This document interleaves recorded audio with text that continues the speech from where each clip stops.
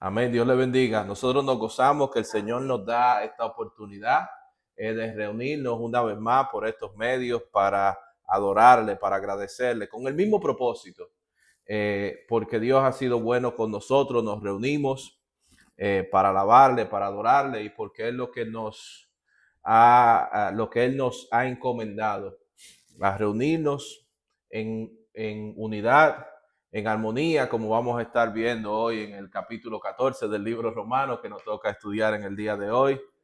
Nosotros la semana pasada estudiamos el capítulo 13 de la carta de Pablo a los romanos y vimos a Pablo exhortar a los creyentes a someterse a las autoridades gubernamentales, entendiendo que son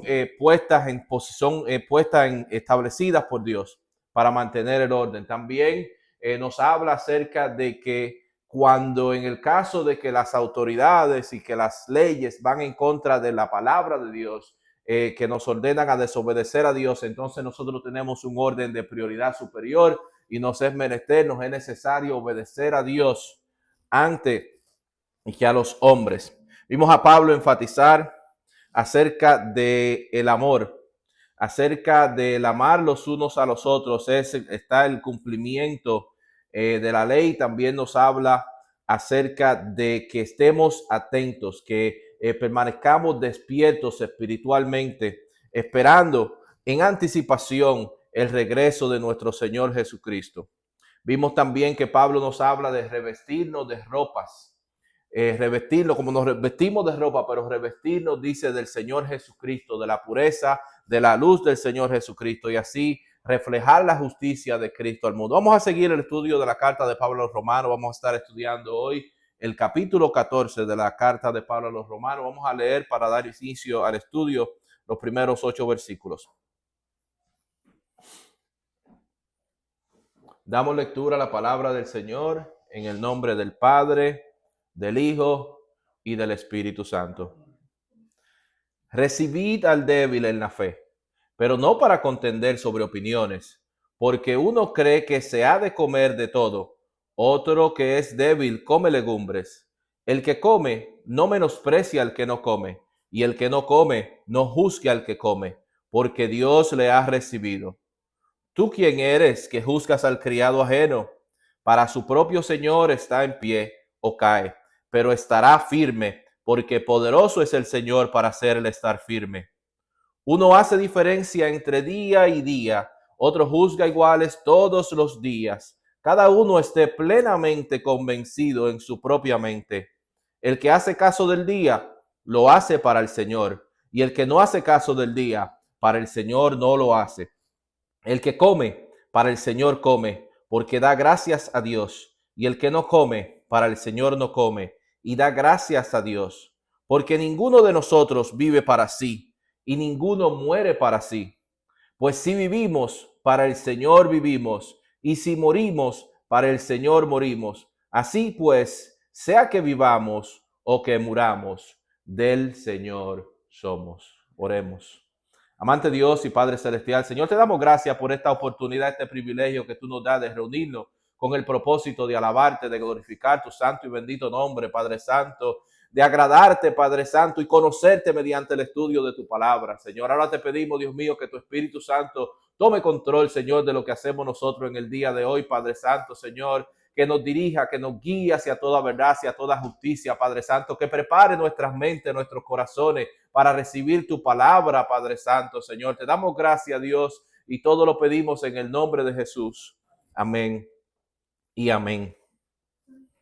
En la sociedad romana a la que Pablo está escribiendo en estos días, la carne que se vendía en los mercados tenía una alta posibilidad de que haya sido la carne restante de la carne que se ofrecía en sacrificio a los ídolos.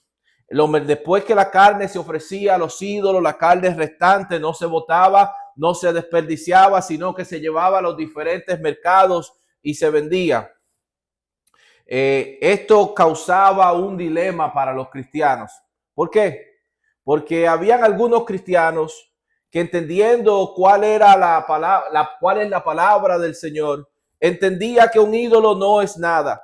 y se sentían libres de comer cualquier carne. Otros cristianos tenían un peso de conciencia y no se sentían cómodos. Otros cristianos tenían conciencias que eran débiles y sentían que el comer carne que había sido ofrecido a los ídolos como pecado, como carne contaminada. Pablo explica que todas las cosas proceden de Dios y nosotros existimos por medio de él.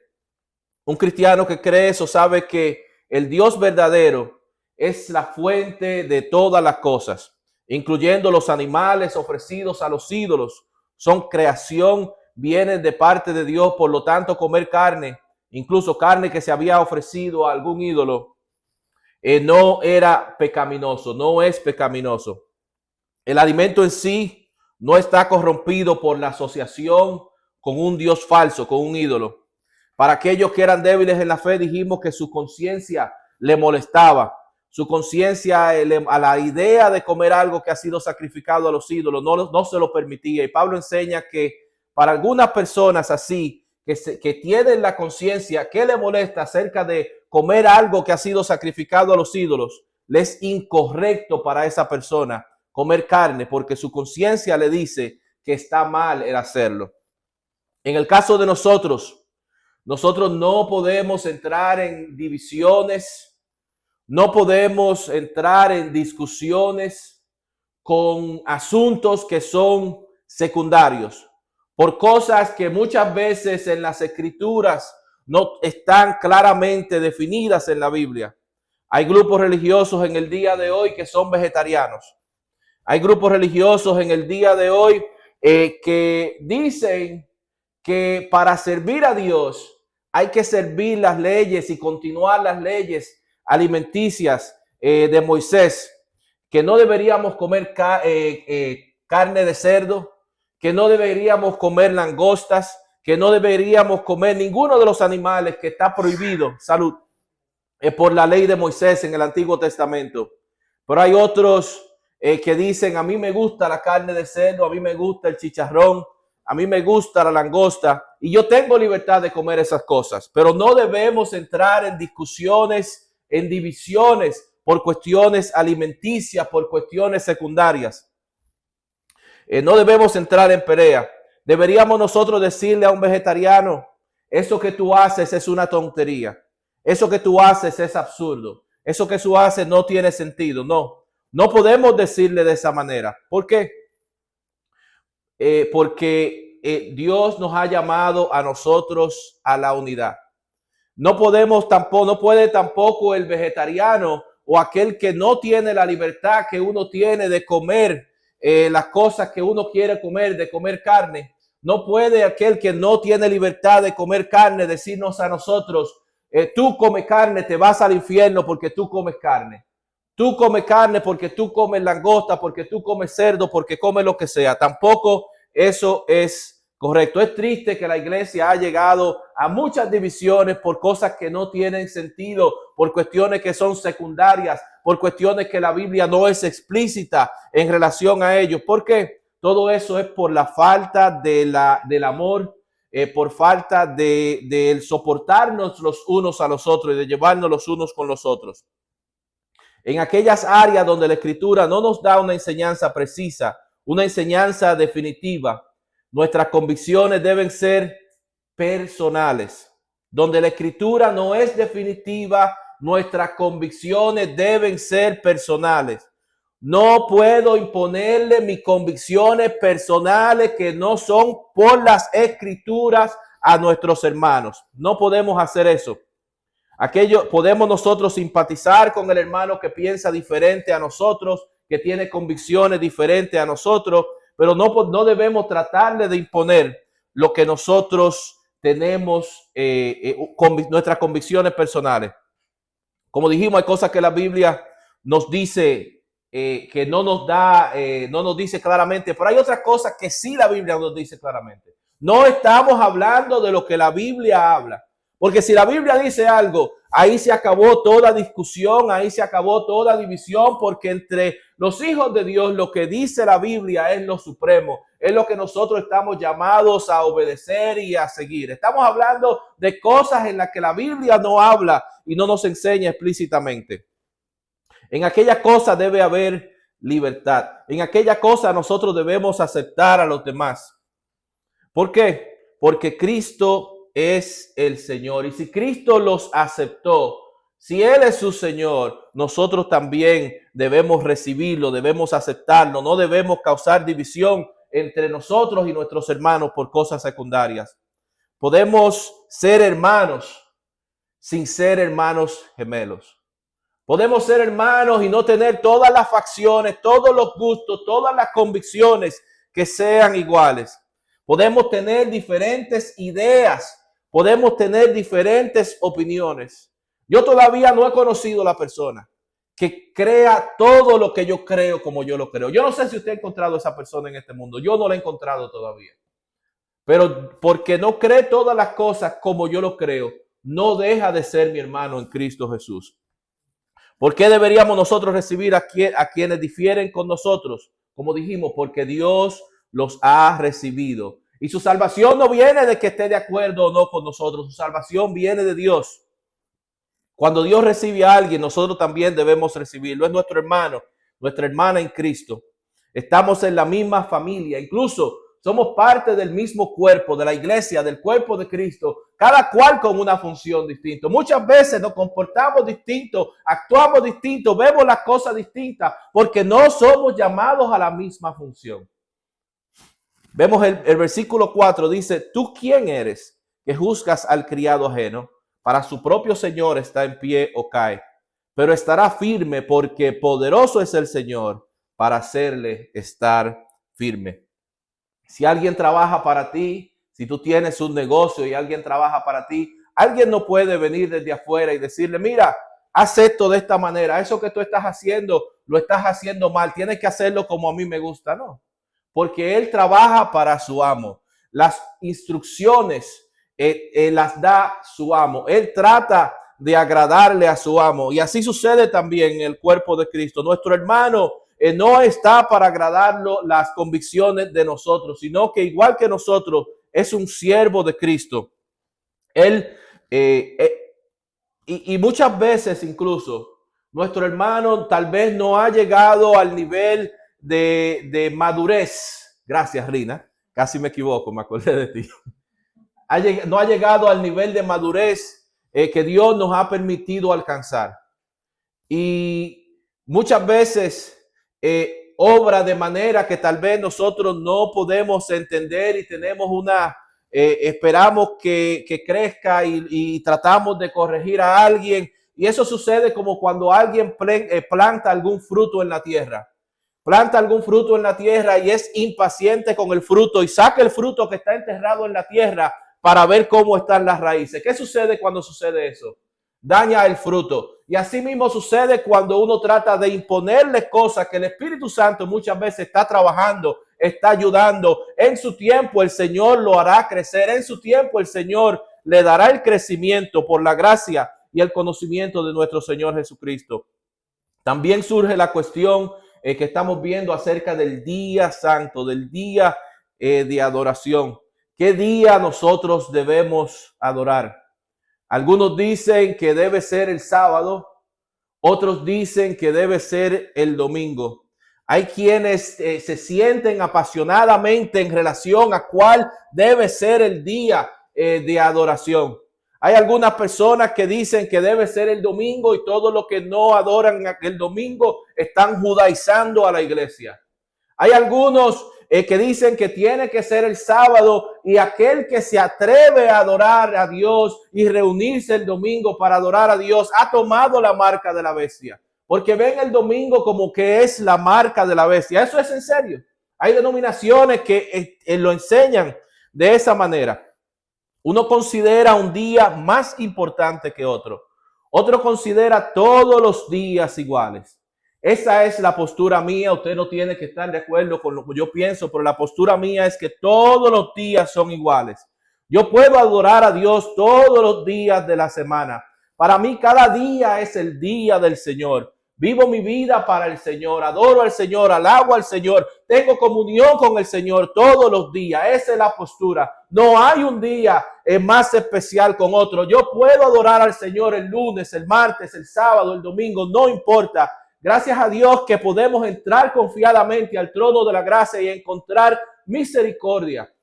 O sea que tenemos acceso a Dios todos los días de la semana. No necesitamos ir un día específico. No necesitamos un intermediario, porque el único intermediario entre Dios y el hombre es Jesucristo. Alabado sea el nombre del Señor. Vemos el versículo 9 en adelante. Dice, porque Cristo para esto murió y resucitó y volvió a vivir para ser Señor así de los muertos como de los que viven. Pero tú, ¿por qué juzgas a tu hermano? O también, ¿por qué menosprecias a tu hermano? Porque todos compareceremos ante el tribunal de Cristo. Porque escrito está, vivo yo, dice el Señor, que ante mí se doblará toda rodilla y toda lengua confesará a Dios. De manera que cada uno de nosotros dará a Dios cuenta de sí. Así que ya no juzguemos más los unos a los otros, sino más bien decidid no poner tropiezo u ocasión de caer al hermano. Pablo está en contra de que nos juzguemos aquí, hablándonos por la inspiración del Espíritu Santo, de que nos juzguemos los unos a los otros dentro del cuerpo de Cristo. Él nos llama a dejar el juicio a manos del Señor. Dice, porque todos compareceremos ante el tribunal de Cristo. Y es importante hacer una distinción para tener el entendimiento. El tribunal de Cristo es para los cristianos. No está hablando de que los cristianos van a pasar por el juicio del gran trono blanco. No está hablando de que el cristiano y el impío van a ser parte del mismo juicio. No, habrán dos juicios distintos. Está el juicio del gran trono blanco, que es exclusivamente para todos los impíos. Y está el tribunal de Cristo, donde vamos a estar cada uno que ha sido lavado en la sangre de Cristo. Este es el juicio por el que el cristiano va a ser juzgado, el juicio en el cual se le va a otorgar galardones de acuerdo a cómo nosotros fuimos obedientes, cuáles fueron las intenciones, los propósitos de lo que nosotros hicimos con los dones, con lo que el Señor nos ha enviado a hacer en este mundo. Cada cual de nosotros, de los creyentes, vamos a comparecer ante el tribunal de Cristo y debemos responder por nuestras acciones. Vamos a responder al Señor y daremos cuenta por lo que hemos hecho y por lo que no hemos hecho. Dice, porque llegará un día donde toda rodilla se doblará y toda lengua confesará al Señor Jesucristo como el Señor. Así que mi relación con Él es algo que el Señor va a juzgar. No nos juzguemos en relación a cosas secundarias, a cosas en las que las escrituras no son claras, no nos dicen una orden. No nos juzguemos los unos a los otros, sino que permitamos en esas instancias que el amor sea quien gobierne nuestras actitudes, que el amor sea quien gobierne nuestras acciones. Como dice la palabra, que debemos amar a nuestro prójimo como a nosotros mismos. No hagamos a nuestro hermano tropezar con convicciones que el Señor no ha puesto en nuestros hermanos, sino que ha puesto en nosotros. Puede ser que nosotros tengamos libertad en alguna área, pero no podemos tampoco exhibir esa libertad que tenemos en esa área y ponerla frente a nuestros hermanos, o tal vez tratar de ridiculizar al hermano que no tiene la libertad que nosotros tenemos, que tal vez es débil, que no tiene las mismas convicciones. Tampoco podemos forzar al hermano que tiene alguna convicción a abandonar la convicción que tiene el hermano. Porque hay veces que el Espíritu Santo está trabajando con el hermano con algunas convicciones específicas para tratar de hacer algo en el hermano que el Señor no está tratando de hacer en mí, y está tratando de hacer algo en mí que no está tratando no está tratando de hacerlo en ese momento con mi hermano. Dice el versículo 14. Yo sé y confío en el Señor Jesús, que nada es inmundo en sí mismo, mas para el que piensa que algo es inmundo, para él lo es. Pablo dice en relación a esto que el que piensa que algo es inmundo, para él es inmundo, pero el que tiene libertad puedo comer yo jamón, puedo comer chicharrón, langosta, o carne que es sacrificada a los ídolos. ¿Por qué? Porque no es impuro. Eso no me va a condenar. Sí, yo estoy persuadido que el Señor Jesús, que no hay nada impuro en sí mismo, no hay nada impuro en sí mismo. Pero alguien considera que algo es impuro, entonces para él eso es impuro. Aquí entra entonces el asunto de la fe, el asunto de, como dijimos, de las convicciones personales, de personas que el Señor está tratando algo en su vida. ¿Cuánto testimonio hemos visto de que el Señor está tratando con alguien en un aspecto en particular en su vida? Y entonces piensan ahora que tiene el ministerio de prohibición de un área en particular, donde quiera que va a hablar, habla acerca del asunto. Pero no es así.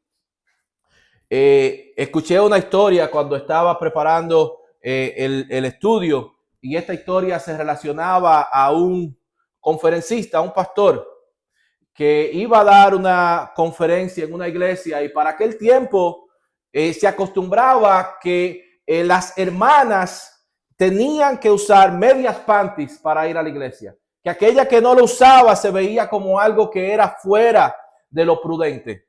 Y las hermanas, o algunas hermanas mayores, se le acercaron al predicador y le pusieron el disgusto que tenía con esas mujeres que habían entrado al templo con una vestimenta que no era apropiada para el templo. Y dice aquel predicador que él les respondió y le preguntó que si la Virgen María usaba medias panty. No, no usaba medias panty. Y fue más allá.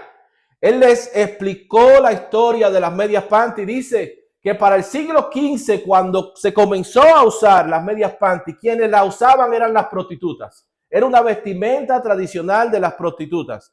Pero hasta que hubo una reina, hasta que la reina Victoria comenzó a usarla, entonces se popularizó y se hizo entonces una señal, algo que se convirtió en un símbolo de prudencia. Sin embargo, ellas estaban ofendidas con que las hermanas no tenían las medias panties puestas. O sea que vemos cómo funciona la cosa. Hay cosas que se han enseñado como pecado a través de la historia de la iglesia, que no tienen nada que ver con las enseñanzas bíblicas. Solo para a través de los años, los estándares sociales cambiar, entonces la iglesia decide ahora que esas cosas sí son aceptables porque la sociedad ha cambiado. La sociedad no puede dictar lo que es correcto y lo que es incorrecto. La palabra de Dios es nuestra guía de conducta que nos deja saber a nosotros lo que es correcto y lo que es incorrecto. Hubo mucho tiempo en que la iglesia le decía a la gente que ir al cine es pecado, sin ningún fundamento bíblico. Hubo mucho tiempo que la iglesia le decía a la gente que participar en actividades deportivas era pecado, sin ningún fundamento bíblico. Hubo mucho tiempo que la iglesia le decía a la mujer que no podía usar pantalones, sin ningún fundamento bíblico. Y así hay un sinnúmero de cosas que se ha hablado y se le ha hecho prohibiciones a la iglesia y se ha atribuido como si es algo de la palabra de Dios. Y son cosas de convicciones personales, de gente inventando cosas en su mente y poniéndoselas a los demás. Y eso es lo que Pablo está en contra y de lo que él nos está hablando en contra en este capítulo 14. No podemos forzar a las demás gente a estar en las convicciones que nosotros tenemos. No podemos perder el tiempo precioso de compartir las riquezas de la palabra de Dios, inventar diferentes cosas y explicar doctrinas que no son bíblicas cuando Dios nos ha dado ya tanto en su palabra para nosotros inventarnos cosas, imponer cosas a nuestros hermanos. Dice el versículo 15 en adelante: pero si por causa de la comida tu hermano es contristado, ya no andas conforme al amor. No hagas que por la comida tuya se pierda aquel por quien Cristo murió. No sea pues vituperado vuestro bien, porque el reino de Dios no es comida ni bebida, sino justicia, paz y gozo en el Espíritu Santo. De nuevo, como dijimos, no podemos estar exhibiendo nuestra libertad ante el hermano que nosotros sabemos que es débil. Sabemos que si es ofensivo para nuestro hermano que nosotros comamos un chicharrón, no comamos el chicharrón en frente del hermano. No hablemos acerca de que aquel chivo que comimos estaba bueno. No hablemos de esas cosas que sabemos que son ofensivas a nuestros hermanos. No podemos hacer eso, sino vemos aquí el peligro de lo que exhibir nuestra libertad ante nuestros hermanos puede causar. No lo coma en presencia del hermano. Pablo dice algo muy interesante aquí, que sale un poco porque nos abre el entendimiento acerca de una doctrina que es popular. Dice, no hagas que por la comida tuya se pierda aquel por quien Cristo murió. Aquel por quien Cristo murió.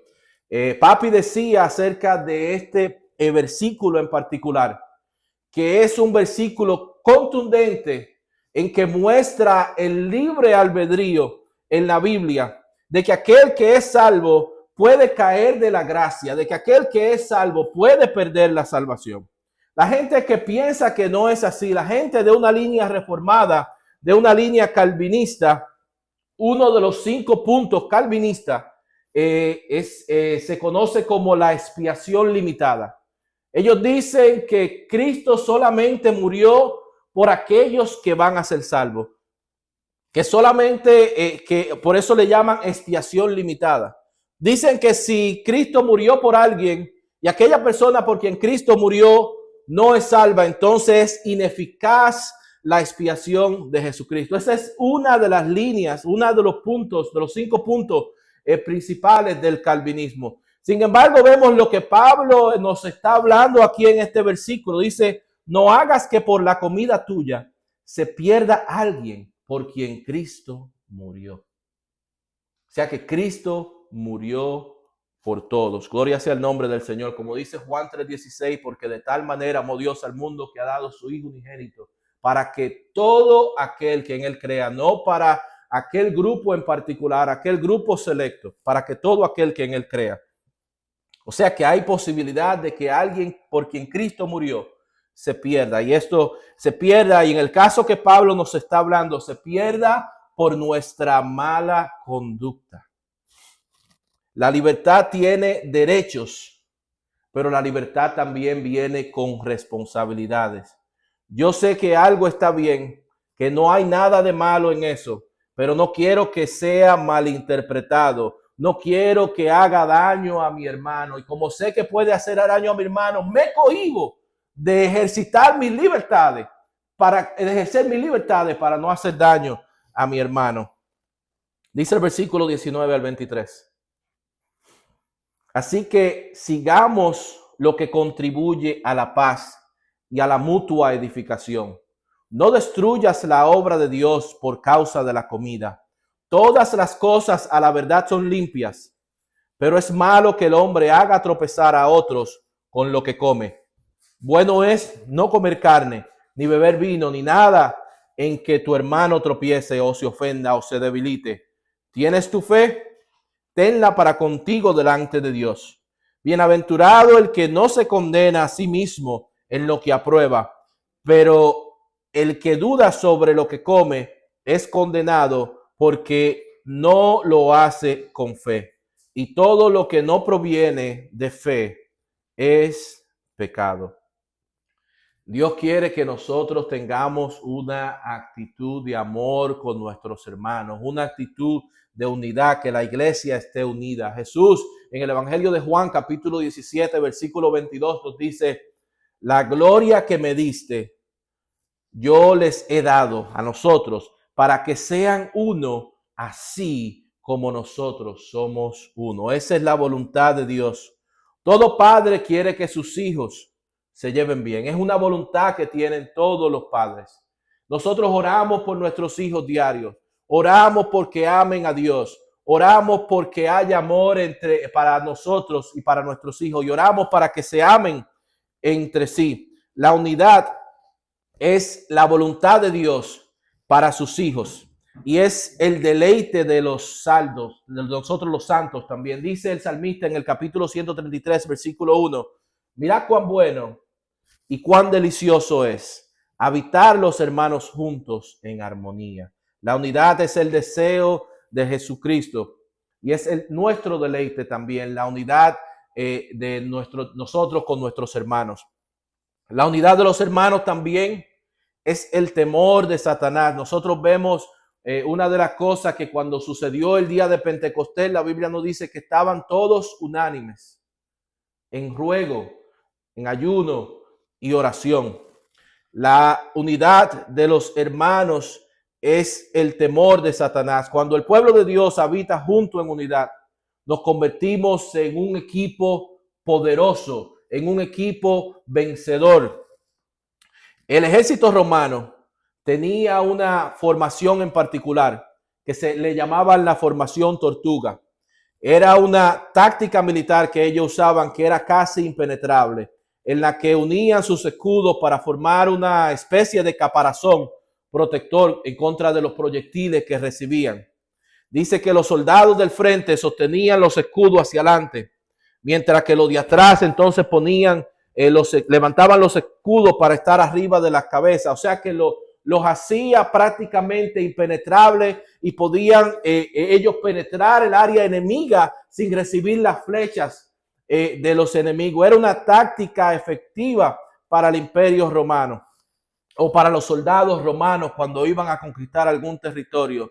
Pero qué más efectiva es la unidad del cuerpo de Cristo, que cada uno esté cumpliendo la función para la cual Dios lo ha llamado, como explicamos acerca del cuerpo de Cristo y de los dones, que la oreja no trate de ser ojo, que la boca no trate de ser nariz, sino que cada cual esté haciendo y cumpliendo la responsabilidad para la cual Dios nos ha llamado, esté cumpliendo el don que Dios nos ha puesto en nosotros para el enriquecimiento y la bendición del cuerpo de Cristo. Hay una frase que hemos hablado de ella anteriormente y yo creo que es algo que nosotros debemos no solamente conocerla, sino que también nosotros debemos aplicarla cuando se trata acerca de las diferencias que nosotros tenemos los unos con los otros, muchas veces en la interpretación, muchas veces en las convicciones que tenemos. Y esta frase, no sé dónde se originó, pero es una frase que aplica directamente a lo que estamos tratando en el día de hoy. Esta frase dice: en lo esencial, en lo no negociable, en lo no negociable, en las doctrinas cardinales del evangelio, nosotros debemos tener unidad. Cuando se habla acerca de cuál es la manera de salvación, cuando se habla acerca de la deidad de Jesucristo, cuando se trata acerca de la obra de Cristo en la cruz del Calvario, que Él dio su vida, que Él resucitó al tercer día, que el del nacimiento virginal, que Él es el Mesías, que Él es el Hijo de Dios, que solamente en Él hay salvación, que no hay otro nombre dado a los hombres en el cual podemos ser salvos, que Él es la verdad, el camino y la vida. Unidad completamente. No puede haber diferencia en el pueblo de Dios en las doctrinas fundamentales de salvación del evangelio. Pero hay otras cosas que no son fundamentales, sino que son secundarias. Y en esa doctrina entonces hay libertad. En las doctrinas que son secundarias, no esenciales, tenemos libertad. Doctrinas como o enseñanzas tales como el día de reunión, tales como qué se puede comer o no se puede comer, tales incluso como la salvación, si se puede perder o no, no es una doctrina fundamental. Nosotros somos hermanos con aquellos hermanos que son reformados y calvinistas. Podemos caminar juntos en unidad. Diferimos en ese pensamiento. Somos hermanos con las personas que no creen en el rapto. Somos hermanos con las personas que creen en el rapto al medio de la tribulación o después de la tribulación, porque no son doctrinas salvíficas. Podemos caminar y estar de acuerdo. Ellos pueden estar equivocados y tienen derecho a estar equivocados, pero podemos caminar y estar de acuerdo y son nuestros hermanos. En esas doctrinas tenemos nosotros libertad. Pero en todas las cosas, amor. En el trato de todas las cosas, amor. Y se repite aquella frase, dice: en las doctrinas esenciales, cardinales del evangelio, unidad. En las no esenciales, libertad. Pero en todas las cosas tenemos que tener nosotros amor los unos por los otros. El Señor Jesucristo nos dijo que así nos conocerán que somos sus discípulos, por el amor que tenemos los unos a los otros. Los grandes desacuerdos de hoy en día No muchas veces se tratan acerca de dieta, muchas veces no se tratan acerca de días de reunión, pero tenemos diferencias entre nuestros hermanos. Hay algunos hermanos que se oponen a la celebración de la Navidad. Y cada vez que viene el tiempo navideño, vemos a nuestros hermanos muchas veces que se pronuncian en contra de los orígenes paganos de la Navidad, de los adornos que se usan para celebrar la Navidad. Y tienen libertad de expresarse en contra y convicción de creer como ellos creen. Y está bien, y tenemos que tener tolerancia con nuestros hermanos que piensan de esa manera. Yo no comparto su criterio. Yo sé que la Biblia dice que nuestro Señor nació. No nos dice el tiempo en el cual Él nació, el mes, el día en que Él nació, pero muchos de nosotros nos gusta celebrar que Él vino al mundo, que Él se encarnó, que vino como niño, que nació en un pesebre, que creció, vino a este mundo, murió, vivió una vida perfecta, que derramó su sangre por nosotros. Muchos de nosotros celebramos, algunos no celebran, pero en medio de todo eso tiene que haber tolerancia, tiene que haber libertad. Pero hay personas que son buenas, hay personas que son honestas, hay personas que aman a Dios, incluso pueden amar más a Dios que lo que nosotros mismos amamos a Dios.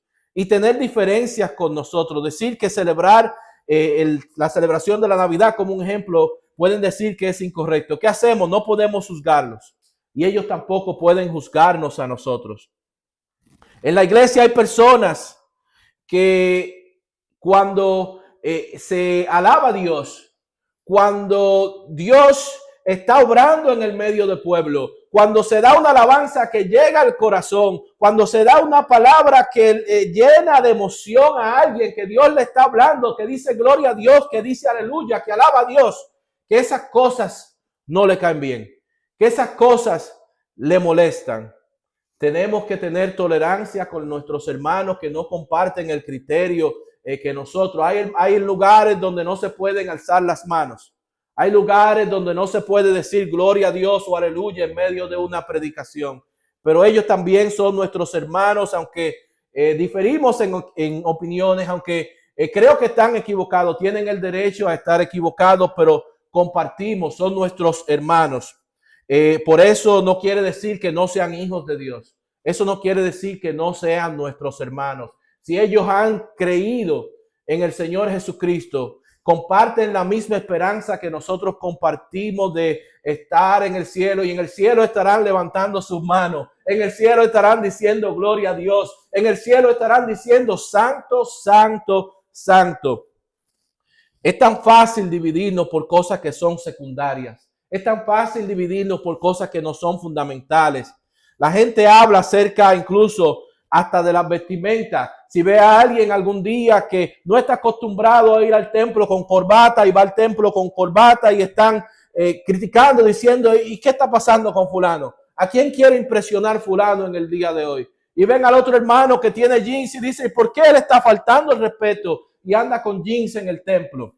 Vemos cuál es la diferencia. Es tan fácil dividirse. Es fácil dividirse con la política. Hay personas que no quieren jamás escuchar desde el púlpito que se diga algo que sea, tenga alguna inclinación política. Sin embargo, hay otras personas que están deseando, están esperando, diciendo, ¿hasta cuándo no se van a pronunciar en contra de lo que está sucediendo en el mundo? Es fácil llegar a las diferencias. Alguien hizo una historia para reflejar el tipo de división que muchas veces existe en medio del pueblo de Dios, en medio de los creyentes, y dice que en una ocasión hubo una persona que en medio de un naufrago quedó en una isla y quedó solo y duró en aquella isla varios años antes de que rescatistas llegaron a encontrarlo. Pero cuando los rescatistas llegaron a encontrarlo, se confundieron porque vieron a una sola persona. Sin embargo, vieron 3 estructuras, vieron 3 chozas en aquella isla.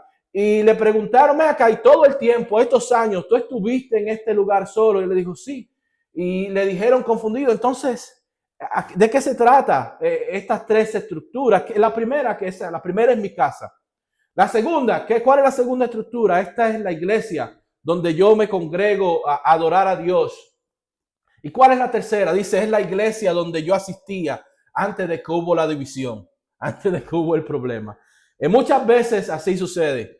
A veces que dicen que, he escuchado esta frase que dice, hay veces que se unen 3 hermanos y salen de esos 3 hermanos 4 denominaciones distintas.